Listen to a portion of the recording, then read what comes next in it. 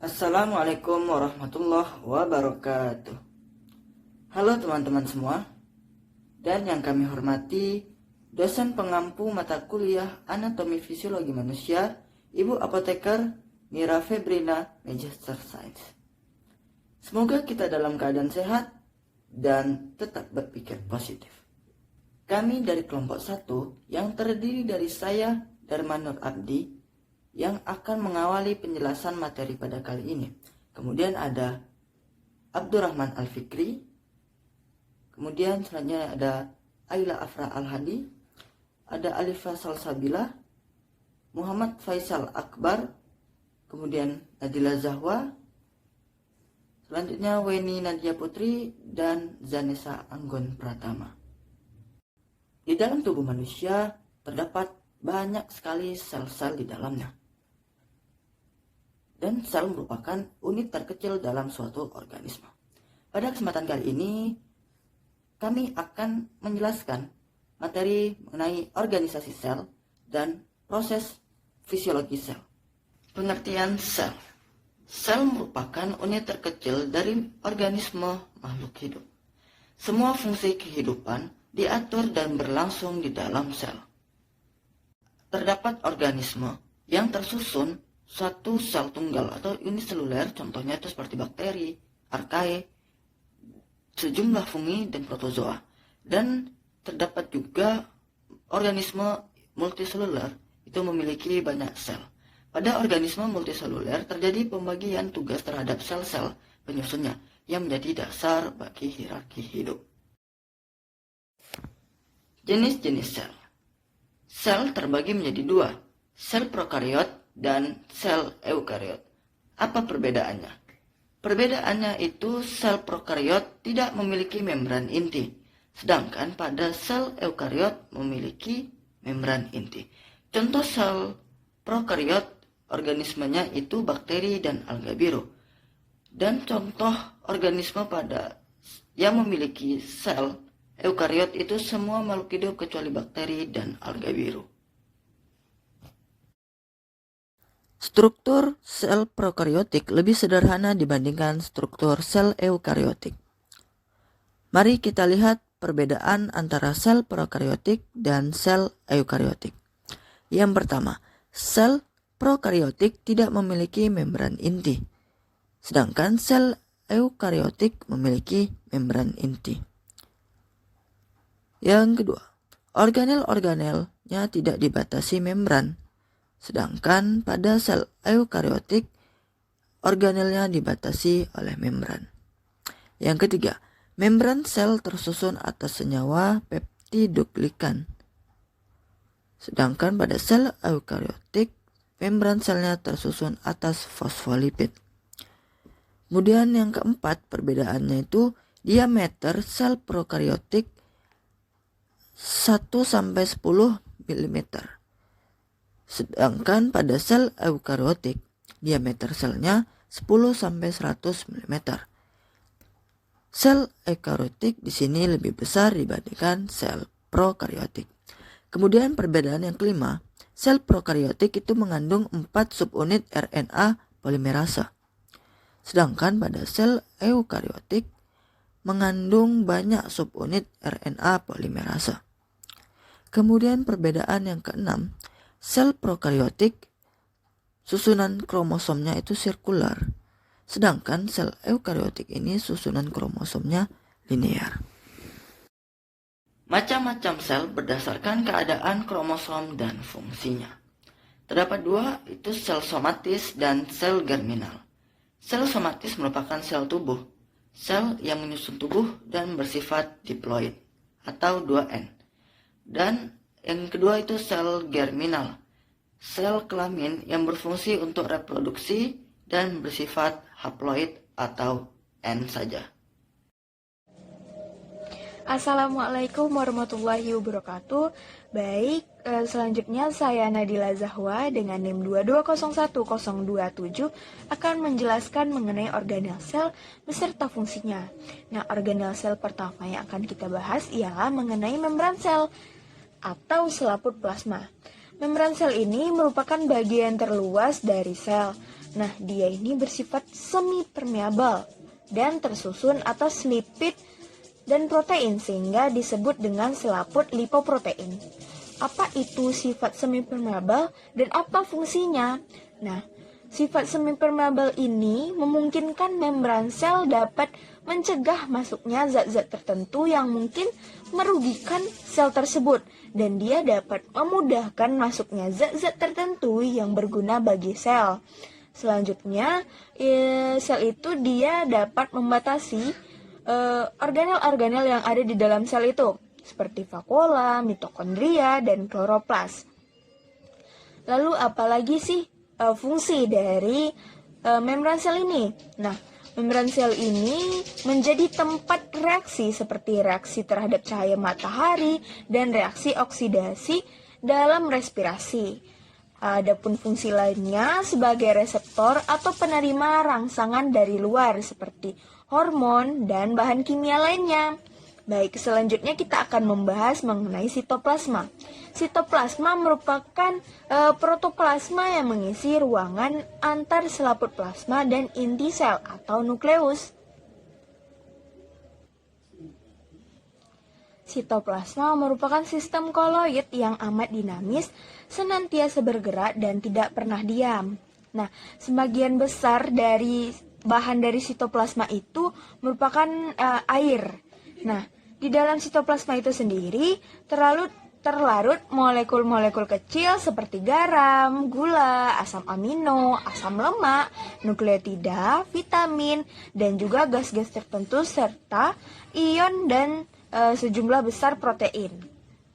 Nah, pada sel tumbuhan, sitoplasma itu terdiri dari ektoplasma dan endoplasma.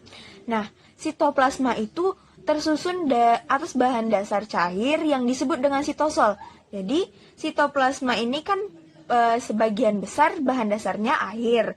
Nah, cairan air itu dinamakan dengan sitosol. Baik, di dalam sitosol itu terlarut senyawa organik yang penting bagi kehidupan. Selain itu juga terlarut ion-ion gas, molekul-molekul kecil seperti garam, asam lemak yang ada di dalam sitoplasma tersebut. Lanjut, kita akan membahas nukleus. Nukleus itu merupakan organel terbesar dalam sel. Terdapat di dalam semua sel eukariot, kecuali pada sel-sel pembuluh ploem dewasa dan sel darah merah mamalia dewasa.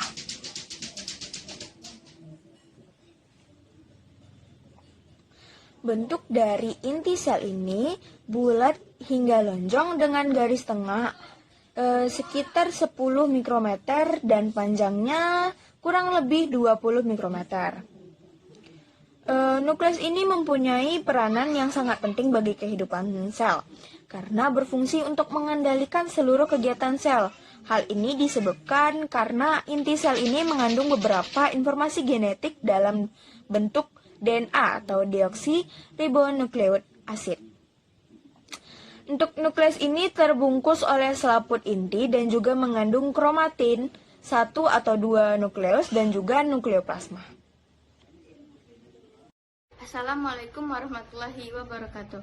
Perkenalkan, nama saya Alifah Salsabila dengan NIM 2201006. Baiklah, saya akan menjelaskan organel sel dan fungsinya. Yang pertama itu ada mitokondria. Mitokondria adalah benda-benda bulat atau berbentuk batang yang memiliki ukuran berkisar antara 0,2 sampai 5 mikrometer.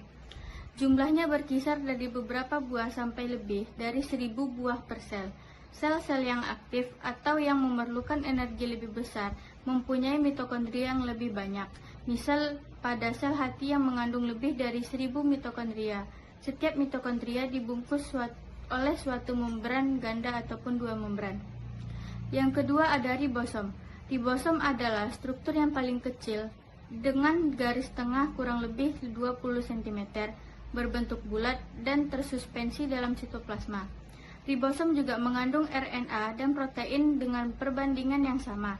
Ribosom sendiri berfungsi sebagai tempat pembuatan protein. Ribosom dapat terikat pada membran retikulum endoplasma maupun terdapat bebas dalam matriks sitoplasma. Yang ketiga ada retikulum endoplasma. Retikulum endoplasma adalah sistem membran yang sangat luas yang berada di dalam sel. Retikulum endoplasma di bawah mikroskop elektron terdapat tampak layaknya rongga atau tabung pipih yang saling berhubungan juga menutupi sebagian besar sitoplasma. Membran-membran ini memiliki struktur lipid protein yang sama dengan membran lain dalam sel tersebut.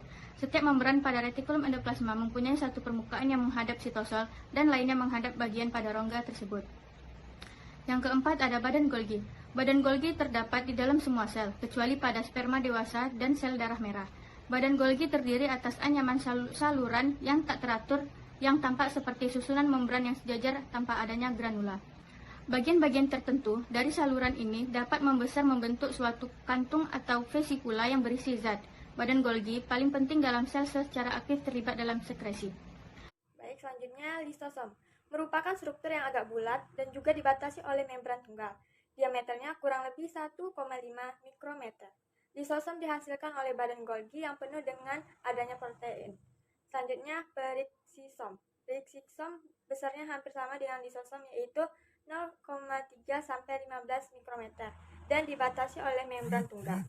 Selanjutnya mikrotubulus merupakan silinder protein yang terdapat pada sebagian besar sel hewan dan tumbuhan. Selanjutnya mikrofilamen merupakan serat tipis panjang yang berdiameter 5 sampai 6 mikrometer, terdiri atas protein yang disebut dengan aktin. Baik, selanjutnya itu ada proses fisiologi sel. A. Fisiologis pada membran sel, yaitu 1. Transfer pasif. Transfer pasif merupakan suatu perpindahan molekul menuruni gradien konsentrasinya. Transfer pasif bersifat spontan, difusi, osmosis, dan difusi. Terfasilitasi merupakan contoh dari transfer pasif. Difusi terjadi akibat gerak termal yang meningkat entropi atau ketidakteraturan sehingga menyebabkan campuran yang lebih acak. Osmosis merupakan difusi pelarut melintas membran selektif yang arah perpindahannya ditentukan oleh beda konsentrasi zat terlarut total, yaitu dari hipotonis ke hipertonis. Contoh molekul yang berpindah dengan transfer pasif ialah air dan glukosa. Transfer pasif air dilakukan lipid biliar dan transfer pasif glukosa terfasilitasi transporter. Baik, selanjutnya ada transfer aktif. Transfer aktif merupakan kebalikan dari transfer pasif yang bersifat spontan. Arah perpindahan dari transfer ini melawan gradien konsentrasi. Transfer aktif membutuhkan bantuan dari beberapa protein. Contoh protein yang terlibat dalam transfer aktif ialah channel protein dan carrier protein, serta ion pore, dan yang termasuk transfer aktif ialah couple, carrier, ATP driven pumps, dan light driven pump. Selanjutnya, fisiologis pada nukleus. Yang pertama adalah reproduksi sel. Sel memiliki kemampuan yang berbeda-beda dalam melakukan pembelahannya. Ada yang membelah secara cepat, ada yang membelah secara lambat, dan ada yang tidak melakukan pembelahan sama sekali. Contohnya adalah seperti sel Germanitikum kulit. Sel ini melakukan pembelahan secara sangat cepat untuk menggantikan sel kulit yang telah rusak atau telah mati. Lalu ada sel pada organ hati yang melakukan pembelahan secara tahunan. Dan ada sel pada sel saraf yang tidak melakukan pembelahan sama sekali. Ada beberapa jenis pembelahan. Yang pertama adalah pembelahan amitosis. Pembelahan amitosis ini adalah pembelahan secara langsung, tidak memerlukan fase-fase atau pembentukan kromosom. Pembelahan amitosis ini dilakukan oleh makhluk hidup bersel satu, contohnya seperti bakteri, protozoa, dan alga biru untuk tujuan reproduksi. Di sebelah ini adalah gambar dari amitosis, yaitu kromosom mengalami duplikasi, lalu dinding sel dan selaput plasma mulai membelah, dan akhirnya terpisah menjadi dua sel. Selanjutnya adalah pembelahan mitosis. Pembelahan mitosis adalah pembelahan yang menghasilkan sel anakan yang jumlah kromosomnya sama dengan jumlah kromosom sel induknya. Dan pembelahan mitosis ini terjadi pada sel somatik. Pembelahan mitosis dibedakan menjadi dua fase, fase karyokinesis dan fase sitokinesis. Fase karyokinesis adalah proses pembagian materi inti yang terdiri dari beberapa fase, yaitu profase, metafase, dan telofase. Sedangkan sitokinesis adalah proses pembagian sitoplasma pada dua sel anak hasil pembelahan. Baiklah, dapat kita lihat gambar di bawah ini merupakan gambar dari proses mitosis. Yang pertama adalah profase. Yang terjadi di sini adalah benang-benang kromatin berubah menjadi kromosom. Kemudian, setiap kromosom membelah menjadi kromatik dengan satu sentromer. Selanjutnya, dinding inti nukleus dan ana inti itu menghilang. Pasangan sentriol yang terdapat dalam sentrosom berpindah dan bergerak menuju kutub yang berlawanan. Dan terakhir, serat-serat gelondong atau benang-benang spindel terbentuk di antara kedua kutub pembelahan. Pada proses selanjutnya, yaitu metafase, setiap kromosom yang terdiri dari sepasang kromatida menuju ke tengah sel dan berkumpul pada bidang pembelahan atau bidang ekuator dan menggantung pada serat gelondong melalui sentromer atau kinetochor. Lalu anafase, yaitu sentromer dari setiap kromosom membelah menjadi dua dengan masing-masing satu kromatida, kemudian setiap kromatida berpisah dengan pasangannya dan menuju ke kutub yang berlawanan.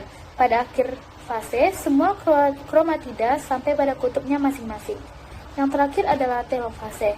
Telofase ini terjadi kromatida yang berada pada kutub berubah menjadi benang-benang kromatin kembali.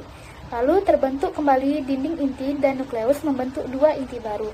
Lalu serat-serat gelondong menghilang, terjadi pembelahan sitoplasma atau sitokinesis menjadi dua bagian, dan terbentuk membran sel pemisah di tengah bidang pembelahannya. Akhirnya, terbentuk dua sel anak yang mempunyai jumlah kromosom yang sama dengan kromosom induk.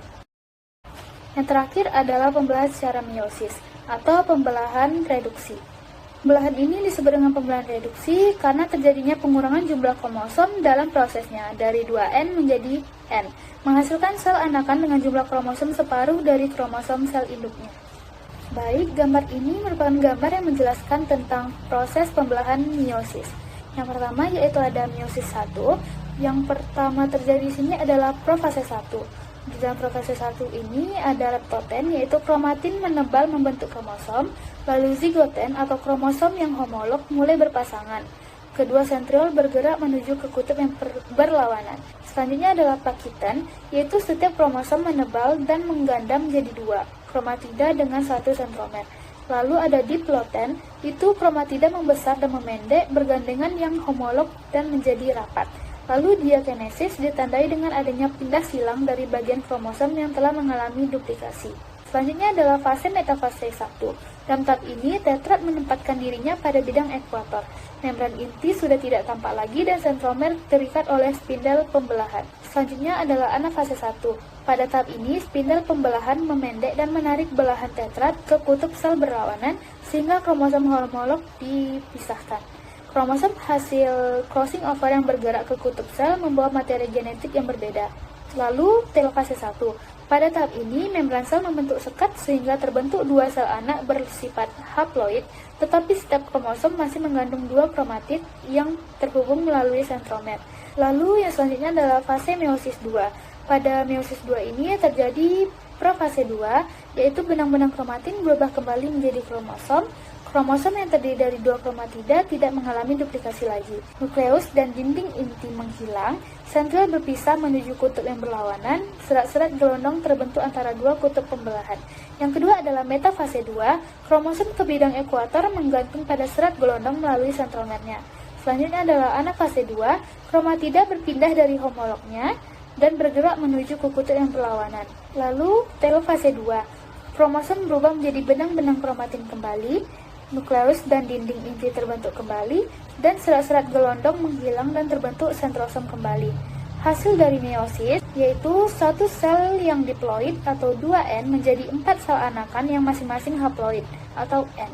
Jumlah kromosom sel anak setengah dari jumlah kromosom induknya. Pembelahan meiosis hanya terjadi pada sel-sel generatif atau sel-sel gamet seperti sperma dan ovo. Baiklah, saya akan menjelaskan bagian D, yaitu fisiologis pada ribosom. 1. Sintesis protein terbagi menjadi dua, yaitu transkripsi dan translasi. Transkripsi merupakan sebuah proses pencetakan RNA-D yang diproduksi oleh DNA, yang prosesnya berlangsung dalam inti sel. Kemudian DNA inilah yang akan membawa kode genetik seseorang dari DNA. Yang kedua, translasi. Dalam proses translasi akan terjadi proses penerjemahan kode genetik yang dibawa oleh kodon. Tahapan sintesis protein ini melanjutkan tahap transkripsi di mana RNA-D yang sudah keluar dari dalam inti akan bergabung dengan ribosom dan menuju sitoplasma. Sekian penjelasan dari saya, terima kasih. Baiklah, selanjutnya kita akan membahas mengenai fisiologi pada mitokondria. Yang pertama yaitu respirasi aerob. Nah, tahapan dari respirasi aerob ini ada 4 tahapan, yaitu glikolisis, dekarboksilasi oksidatif pirufat, siklus Krebs, dan transport elektron.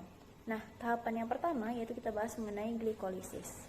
Glikolisis ini merupakan serangkaian reaksi kimia yang merubah gula heksosa yang biasanya merupakan glukosa menjadi asam pirufat.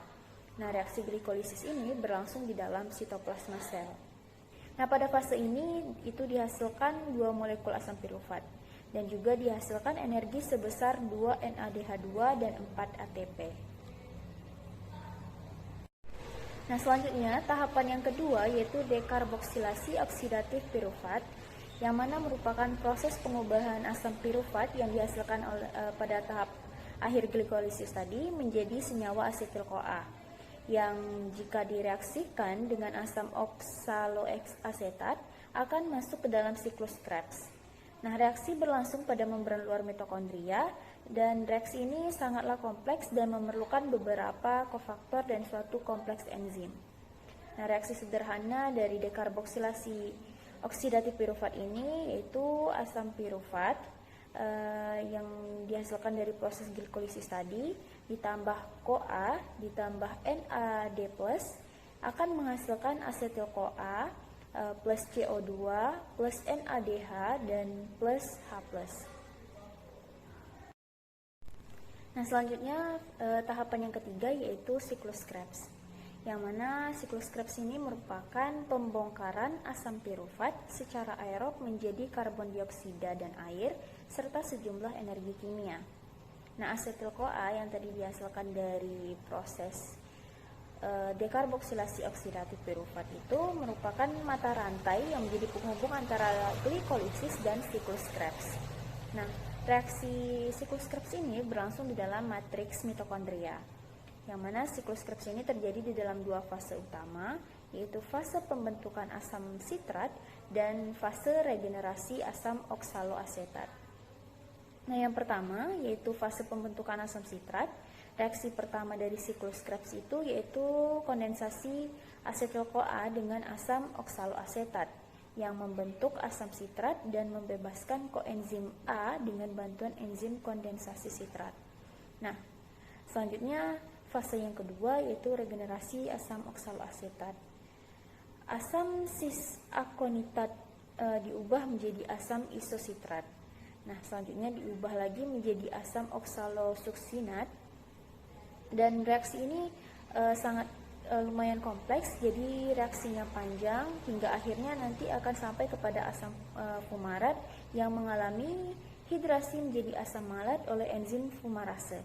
Nah, asam malat ini diubah menjadi asam oksaloasetat oleh malat dehidrogenase. Nah, jadi regenerasi asam oksalat ini melengkapi siklus Krebs. Nah, pada siklus Krebs, 2 asetil-CoA ini dihasilkan energi sebanyak 6 NADH2, 2 FADH2, 2 ATP, dan 4 CO2.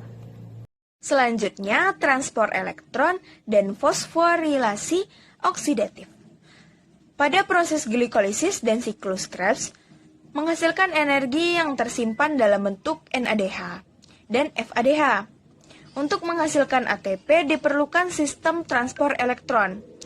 Transport elektron ini berlangsung di dalam membran mitokondria bagian dalam.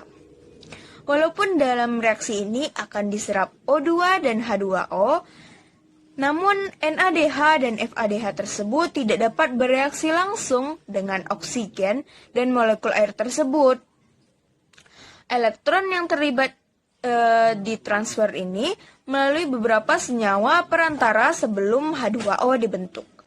Pada proses transfer elektron, pembentukan ATP dalam sistem transfer elektron atau rantai respiratoris dikenal juga sebagai fosforilasi oksidatif biologis.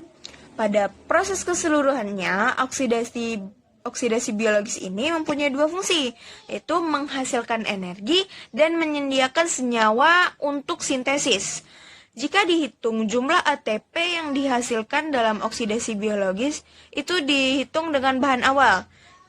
Dengan bahan awalnya itu adalah 1 molekul glukosa, maka akan diperoleh 38 molekul ATP. Selanjutnya itu jalur pentosa fosfat. Setelah tahun 1950, disadari bahwa glikolisis dan siklus Krebs bukan satu-satunya rangkaian reaksi bagi tumbuhan untuk mendapatkan energi dari oksidasi gula menjadi karbon dioksida dan air. Lintasan ini disebut dengan lintasan pentosa fosfat atau LPF karena tersusun atas senyawa yang terdiri atas 5 atom karbon.